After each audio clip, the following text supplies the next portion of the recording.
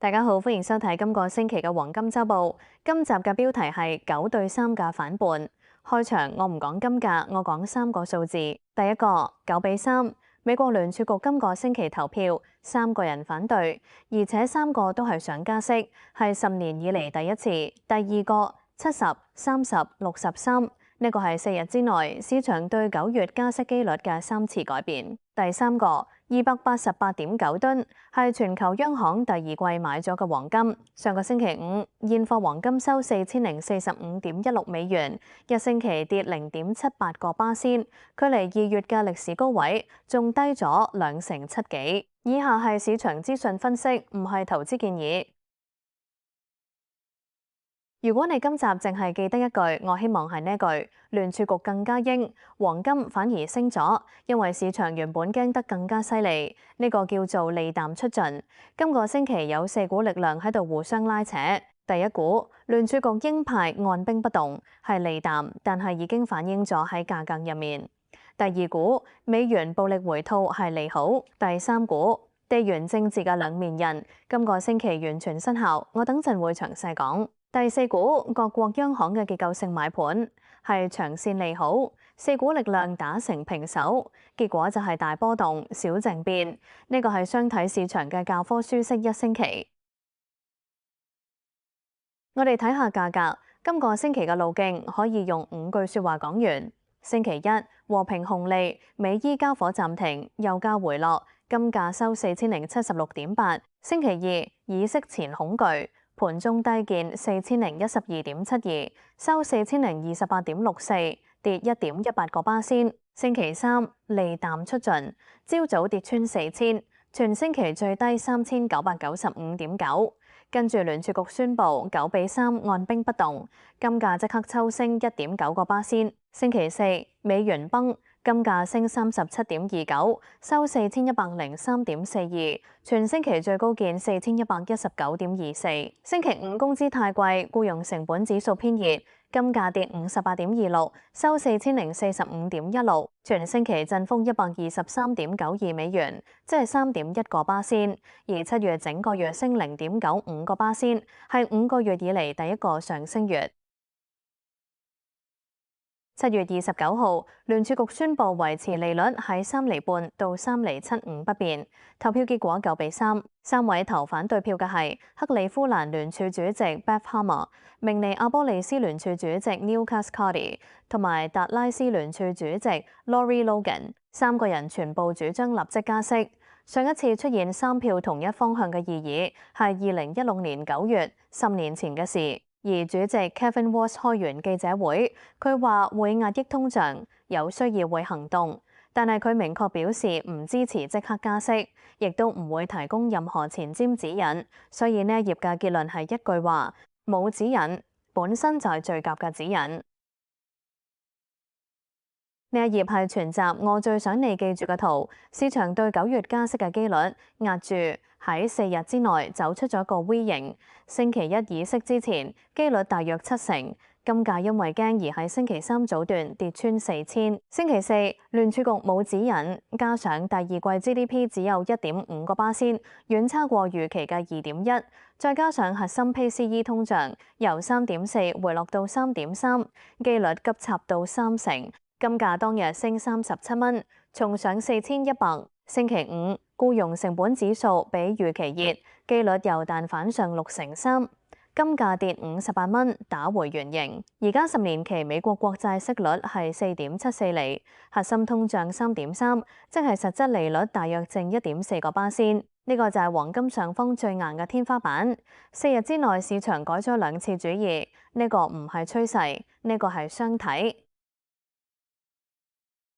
星期四發生咗件大事，美元對日元1個鐘之內急跌接近500點，跌穿160，一路探到158以下，日內最多跌3.3個巴仙，係2023年12月以嚟最大嘅單日跌幅。日經新聞引述市場人士話，日本央行同其他政府機構喺美國交易時段做咗大規模買日元嘅干預，美元指數當日跌接近1個巴仙，星期五收99.78，但係呢一頁真正嘅重點喺下面。今個星期嘅一課係油價升唔再等於金價升，我用3步講。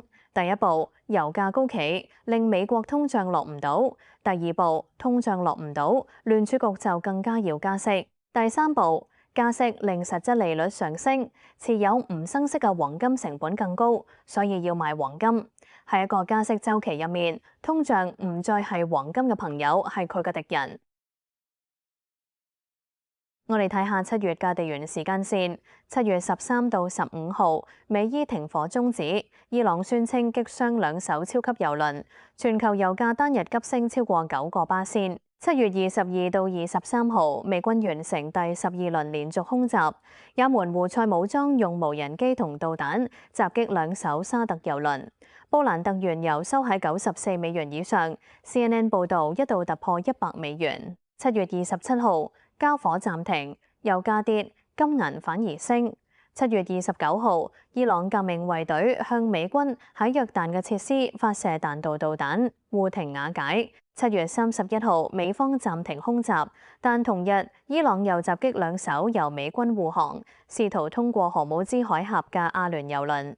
而布蘭特原油最後收88.46，有位策略師 Mark Chandler 講得好白。佢話：中東戰事重燃都推唔起油價持續上升，亦都幫唔到黃金。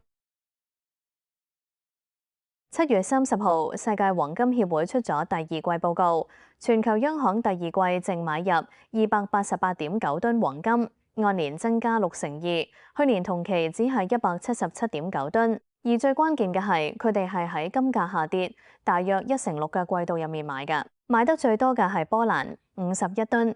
總儲備到6月底有632噸，第2係中國人民銀行33噸，係2023年第4季以嚟最大嘅單季增持，總儲備升到2346噸。之後係烏茲別克16噸，哈薩克15噸，約旦6噸，捷克6噸。世界黃金協會仲指出，倫敦嘅未申報進口量異常高企，同中國實際買得更多，但未即時入帳，呢個推測係一致嘅。仲有一個數字，89%嘅受訪央行預期未來12個月會繼續增持，央行冇槓桿、冇止蝕，唔睇 RSI， 4000美元呢條地板係佢哋用真金白銀鋪出嚟㗎。跟住講一樣好少人講，但係好重要嘅嘢，就係 ETF 持倉量。全球最大嘅黃金 ETF 叫 SPDR Gold Trust，代號 GLD。7月17號，佢嘅持倉係999.02噸，跌穿咗1000噸關口。之後7月22到24號連續增持，慢慢推返上去。今個星期嘅逐日數字係7月28號1008.727噸，減0.571噸。7月29號1009.298噸，加0.571噸。7月30號1007.871噸，減1.427噸。1000噸關口係守住咗，但係請留意7月30號、29同30號2日金價連升加埋75蚊，但係持倉反而減咗，呢個叫背馳。意思係呢一波反彈嘅買家係短線期貨資金，唔係長線配置盤，所以星期5一個數據就可以將2日升幅一次過還晒。再睇全球總持倉4044.83噸，距離2月峰值低3個幾巴仙。6月全球淨流出89億美元，主要係北美，但係亞洲上半年淨流入120億美元，係歷史最強嘅上半年。西方喺度買，東方喺度買。講下期貨市場嘅倉位，美國商品期貨交易委員會嘅持倉報告顯示，7月14號嗰個星期，管理基金持有136905張好倉，對16126張淡倉。到7月21號，淨好倉係124,831張，已經明顯回落。7月28號嗰份報告，我哋今次未能核實到具體數字，所以唔會引用。呢啲數字有兩面睇法。好嘅一面係投機泡沫已經大幅出清，而且淡倉只得16000張，即係市場並唔係結構性睇淡，只不過唔願意追價。風險嘅一面係124,000張仍然屬於歷史中高水平，如果4000有效失守，仲有相當規模嘅好倉需要平倉。一句講完，倉位輕所以升唔喐，倉位仲喺度所以跌得起。我哋畫一次價格地圖，由上而下4244係布林上軌延伸嘅量度目標，4200係區間頂部，日線收市要企穩喺呢度先算突破。4176係布林上軌，4120係今個星期高位，而過去一個月呢個位失敗咗4次。4072係20日移動平均線，同時亦係布林中軌。而家嘅價格4045係喺呢條線之下，所以短線結構係受損嘅。向下4000係心理關口，今個星期2次守住。3969係布林下軌，3943係年內低位，喺6月30號做出，跌破呢度嘅量度，目標係3800。指標方面，14日相對強弱，指標已經上穿50，MACD 喺零軸附近，但動能好弱。隨機指標見超買之後回落。黃金波動率指數 GVZ 喺25.6，屬於中高位，即係賣期權比買期權有優勢，金銀比大約70.4。跟住講3個情景，牛市情景機率35%，條件係聯儲局9月唔加息，油價回落，中東達成持久協議，路徑係8月守4000，年底試4600，2027年底目標5600。基準情景機率45%，我認為最有可能。條件係聯儲局長期唔加唔減，通脹喺3個巴仙以上黏住，路徑係4000到4200嘅雙體震盪。2027年底目標5100。熊市情景機率20%，條件係聯儲局9月真係加息，油價重上$100，實質利率升穿2個巴仙，路徑係跌穿3943之後探3800。2027年底目標3800。投行方面 ，Goldman Sachs 5400到5600，JP Morgan 5400，UBS 5400，六大行共識中位大約5200，而最保守嘅 Morgan Stanley 都有4800。留意，即使係最保守嗰個，相對現價都仲有18.7%空間。當所有人都睇多，但係價格唔喐，出問題嘅通常唔係觀點，係持倉。下星期5 8月7號，7月非農就業預期13萬，失業率4.2%，而6月實際只得57000。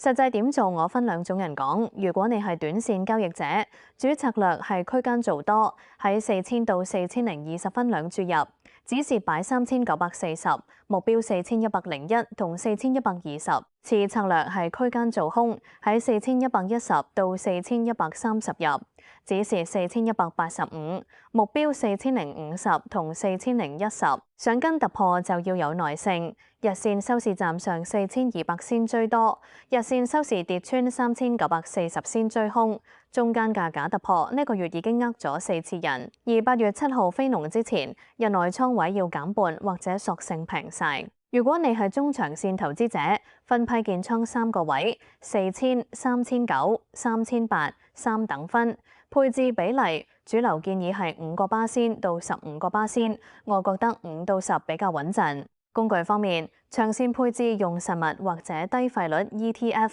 好過用期貨。2樣唔好做：第一，唔好喺4100以上加碼；第二，唔好用槓桿揸長線黃金。最後留5樣嘢俾你每日盯。第一，4000同3943呢2條線一破，我今集講嘅所有短線策略全部作廢。第二，9月加息機率，今個星期已經喺30%到70%之間來回咗1次，超過75%或者低過2%先至係趨勢信號，中間嘅波動都係噪音。第三，8月7號非農係唯一一個有能力喺1日之內將黃金推出雙體嘅數據。第四，GLD 逐日持倉，如果金價升，但係持倉繼續減，即係短錢反彈，隨時打回。7月30號已經出現咗1次。第五，荷姆茲海峽同油價，但係要記住今集嘅一課，油升唔等於金升，你要睇嘅係油價有冇高度逼聯儲局加息。總結3句：短線中性偏區間4000到4120，信心50%；長線偏多，央行為底，實質利率為頂，信心60%；交易區間3943到4200。回購反開場嘅三個數字9:3、70、30、63、288.9噸。而我用一句話收尾：呢個唔係牛市嘅開始，係熊市嘅第一次呼吸。7月係5個月以嚟第一個上升月，但係由2月嘅5597跌到今日，仲差2成7幾。一次呼吸唔等於起身。以上係市場資訊分析，唔係投資建議。所有價位以7月31號收市為準，落單之前請自行核對。